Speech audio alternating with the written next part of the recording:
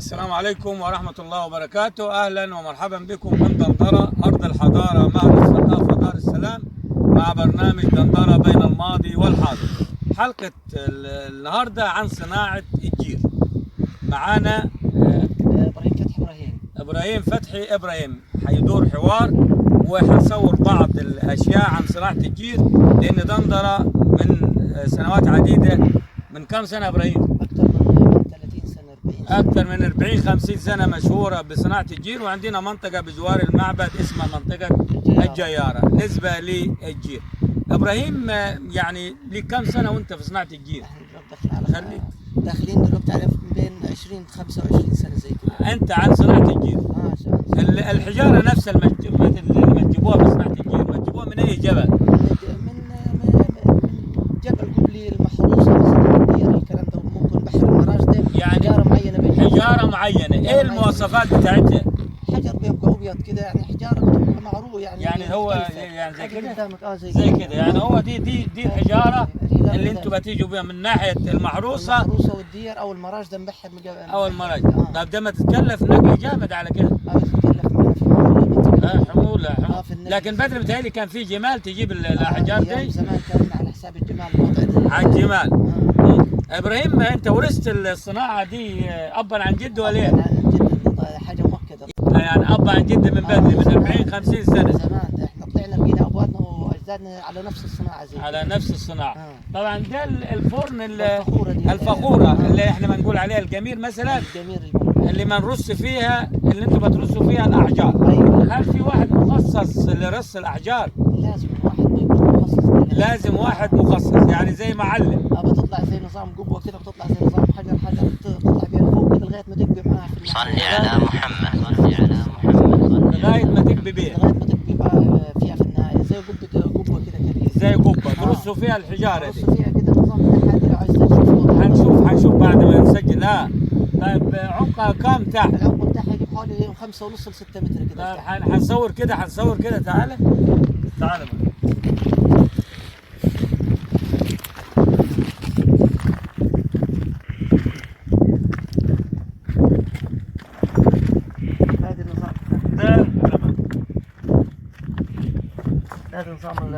ده نظام يعني حوالي 4 متر. ده النظام بتاعها. الخمسة ل5 ونص. ل5 ونص. ده النظام. ما ترص من تحت. لا بتطلع بص على نفس السير اللي عامل زي الداير ده اللي في الداير ده بيطلع. ايوه على نفس السير. كل ما يطلع حجر لفوق بتعرض معاه، كل حجر زي مسافة وانت طالع. بتعرض معاه تطلع معاه لغاية ما تقفل خالص كده. لغاية ما تقفل للنهاية. لغاية ما وفوق تقفل خالص. وتعمل قبة كمان. بتعمل قبة فوق زي نظام قبة أي حاجة، مباني أي حاجة أنت بتشوفها. ايوه زي مباني أي حاجة. كم يوم يا ابراهيم تقيد بتاخذ يوميا. طب فين تقيدوا من ناحيه اللي هي الفتحه دي. هي الفتحه دي من الناحيه الثانيه القم لها اللي هو البوص. لازم بوص. ليه؟ ممكن قصب مثلا على حسب. طب ليه ما يكونش عروق او خشب صلب؟ ما ينفعش فيها زي ما تقول، لان حاجه لها استخدام حاجه معين كده. البوص رفيع واستخدامه شديد على الشغل على طول. استخدامه شديد على طول. طيب كم يوم يقيد البوص؟ بياخذ يوميا. مثلا بتبدا مثلا النهارده مثلا من الفجر النهارده تاجي بكره لغايه اليوم الثاني. اليوم الثاني مثلا تاخذ لغايه الظهر العصر زي كده. لغايه الظهر والعصر. الظهر او العصر زي كده. هو يعني لازم بوص. وادي تحت تهويه برضه فيها الفتحه اللي تحت. جميل خالص. الفتحه اللي تحت دي تهويه. نفترض ان تعبى البوص مثلا وزحمت وزحم من هنا. تفتح من تحت يهوي البوص عشان ما يبقاش عامل رماد. جميل خالص. هذا النظام. طب ازاي اعرف انا ان الجير استوى وخلاص على كده؟ يبان بتلاقي الكوشه كده من فوق كده النظام بيضت كده من فوق. بيضة. الدخانه بقت بيضه مش سوداء من الاول.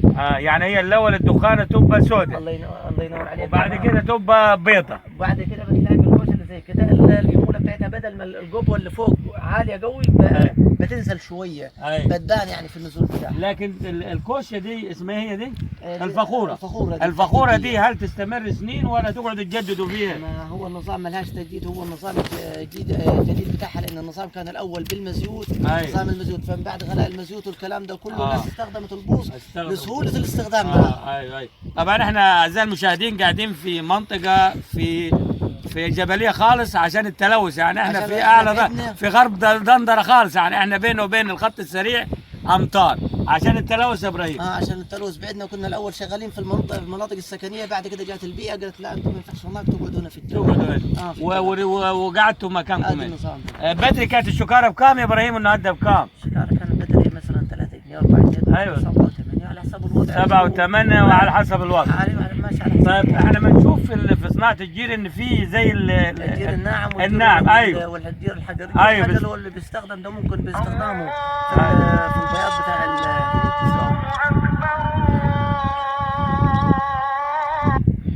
ايوه اتفضل. الجير الحجر الصلباني يستخدم في استخدامه ممكن في البلاستيك، بيضيفوه في البلاستيك نفسه، بيضيفوه معاه تخليط الجير الناعم بيخلطوا الاشجار مثلا في الامراض اللي بتصيبها، امراض بتصيبها اي حاجه. تمام. بيبقى ده ليه استخدام وده ليه استخدام. والناعم يا ابراهيم؟ ما هو الناعم الاستخدام اللي هو يعني الناعم لاستخدامه. طب في السعر هل يختلف في السعر؟ لا في فرق بين الحجر، ما يبقى مثلا سعره يعني ضعف، يعني السعر ضعف. زي كده السعر ضعف. وهو النعم ده بيبقى في تحت خالص؟ لا نفس الحجر ده اللي بيطلع مثلا هالك مثلا نص استخدام زي ده اللي قدام ده، بنطفيه بالميه بناخذ منه. تاخذ كام وانتوا ترصوا يوميا برضه او يومين؟ يومين انتوا رصوا يومين حريق زي كده. ماشي.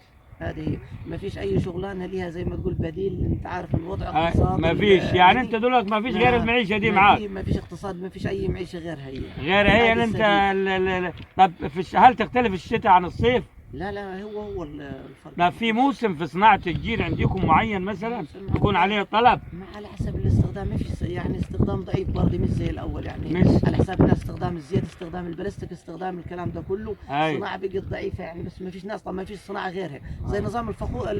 النظام الفوخير اللي هي الجرار. النظام الفوخير بتاعت الهندي ده اللي هو الطواجن والفخار والكلام ده كله. الصناعه نفس الصناعه. ما هي صناعات عزيزي المشاهد، يعني دي صناعات اوشكت على الفناء، يعني صناعات حاليا. طب في حاجه حديثه ممكن تستخدمها؟ ما فيش استخدام. من الاول كان النظام الآلي ضكيت بتاع المكن، كان استخدام المازوت والكلام ده كله. المازوت. بعد كده رجع لاستخدام البوص لسهوله الاستخدام وقله التكلفه. قله التكلفه. نفسك في حاجه يا ابراهيم؟ نيتك حاجه؟ نيتنا ربنا يسهل ان شاء الله، وربنا يهدي علينا الرئيس ويسيبونا نسيبوا الناس شغاله زي ما هي ان شاء الله. اعزائي المشاهدين شكرا لكم. وابراهيم يعني قال اصر واحنا جايين في كوشه في فخوره مبنيه للنهايه يعني، فاحنا راجعين كده هندي منظر هذا المنظر ده المنظر البدايه وهنشوف. اعزائي المشاهدين بعد ما اخذنا الجزء الاول عن صناعه الجير ومعنا ابراهيم شرح لنا الوضع وشفنا الفخوره وهي فاضل شرح لنا وضع الاحجار والكلام ده. اصرينا ان احنا ناجي عند مكان ثاني، مكان يكون فيه الفخوره اتملت وترصت، وهنكمل حوار مع ابراهيم عن صناعه الجير. تفضل يا ابراهيم. هذه نظام الفخوره زي كده. بنجيب هذا القش قدامكم اللي هو القصب. القصب دلوقتي عشان ما فيش البوص والكلام ده. الكلام ما فيش دلوقتي. هذا نظام. صلي على محمد.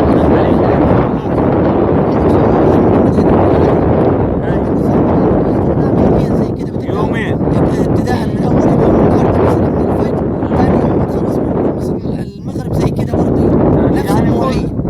نفس المواعيد زي يعني يومين بالكامل. يومين وانت شغال؟ يومين الناس بتبدل مجموعه بتبدل يعني مجموعه تبدل مجموعه. مجموعه تبدل مجموعه. ويقعدوا ويقعدوا على طول استخدام. لان لو انقطعت زي كده يرجع يبوظ اللي انت شغال. لان لازم يكون استخدام على طول في ده بالنسبه الفخوره كده بعد ما تعبت. بعد ما تعبت. بس انا شايف ابراهيم حاجه صغيره، يعني حجاره صغيره ولا دي اللي فوق؟ ما الحجاره صغيره لازم فوق بتحط الكبسه حاجه بتغطيها بيها عشان هي قافل عليها صغير. بالحاجه صغيره عشان النار ما تطلعش لفوق تسرب. طيب مثلا فخوره زي دي بس تاخذ قد ايه بالنسبه للوقيت بتاع الانتاج؟ 30 عربيه زي كده. 30 عربيه. 30 عربيه من العربيات. يعني عزيزي المشاهد، انا لما اجي احسب التكلفه بتاعه النقل من المحروسه بالعربيه وتكلفه القش، يعني ده تكلفه. سيادتك ما فيش استخدام، ما فيش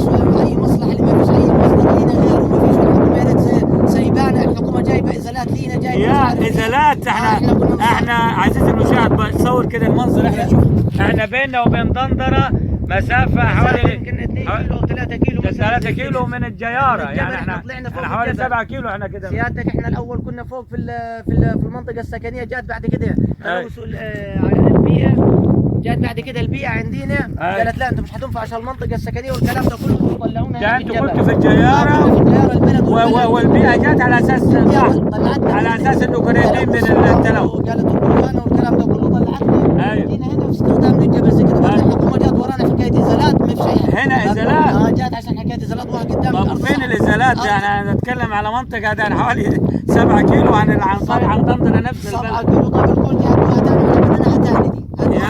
قاعد نفس الوضع زي كده، ما فيش اي مصدر لينا، والبلد يعني مش ده مش طلب، مش مطلب واحد ولا اثنين والكلام ده كله، ده المطلب ده مطلب بلد، يعني البلد كلها الجياره على حساب الجيل، يعني لو سالت انت جميع البلد كلها من دندره الجياره، يعني قريه يعني نجع كبير اسمه الجياره عايش على هذا المورد اللي هو صناعه الجير. ما فيش اي مورد، ما فيش اي مصدر رزق، ما فيش اي شغله، ما فيش اي حاجه ثانيه. ورثوها يا ابراهيم عن ابائنا زي كده، ما فيش شغلانه غيرها. اب عن جد، فبالتالي ما فيش اي شغلانه. ما فيش اي شغلانه لينا غيرها زي كده، زي ادل فيها. عزيزي المشاهد، ايه طلبك يا ابراهيم؟ طلباتنا من سياده الرئيس زي ما قلنا، اذا كان في مثلا تقنين في اي حاجه، احنا ماشي، احنا نساعد مع الحكومه في اي حاجه. تقنين ايه قصدك يعني؟ اذا كان في مثلا، يعني احنا الطلب بتاعنا ان يسيبونا نشتغل، يعني احنا ما فيش اي مصدر لينا غير، هنروح فين بعد كده؟ وده مش مطلب واحد لينا زي كده، لا ده مطالب البلد كلها، البلد كلها نجع الكامل، نجع الجياره بالكامل، اي مصدر ليه غير الشغلانه الجير دي، ما فيش نهائي. هي في فاضل ثاني، ما فيش حاجه ثانيه يعني معانا، ولا اي شغل ولا اي حاجه. عزيزي المشاهد، زي ما قال ابراهيم، طلبوا من المسؤولين ان هم يعني لو في رسوم معينه يدفعوها، في حيث ان هم بعيدين كل البعد عن المناطق، يعني احنا حوالي مش اقل من 5 كيلو بعيدين عن المناطق السكنيه، واحنا شايفين المنطقه بتاع الجبل في جبل، شايفين يعني الضغط العالي، يعني احنا الضغط العالي جنبنا على طول. يا ريت رجاء من المسؤولين مثلا في اي ورق، اي حاجه رسميه نمشي فيها، احنا مش ما ينفعش أسر كبيرة، دول مئات الأشخاص عاشوا، شافوا جدودهم وجدود جدودهم في صناعة الجير، منطقة كاملة بالجيارة اللي هم شغالين في صناعة الجير كلها بالكامل، يعني نجع كامل اللي هو وشغلتها اصل البلد كلها، ما فيش أي مصدر ليها غير الجير ده كله، ما في. نتمنى من المسؤولين، احنا من خلال هذه الحلقة عن برنامج دندرة بين الماضي والحاضر، تحدثنا عن صناعة الجير كأحد الصناعات اللي هي أوشكت على الفناء في دندرة، لكن في نفس الوقت هي صناعة وناس بتاكل منها عيش، ومئات المئات ما ياكل منها عيش، وما فيش أي مصدر ليها. ماشي. شكرا إبراهيم، شكرا أعزائي المشاهدين، وإلى اللقاء في حلقة أخرى، والسلام عليكم ورحمة الله.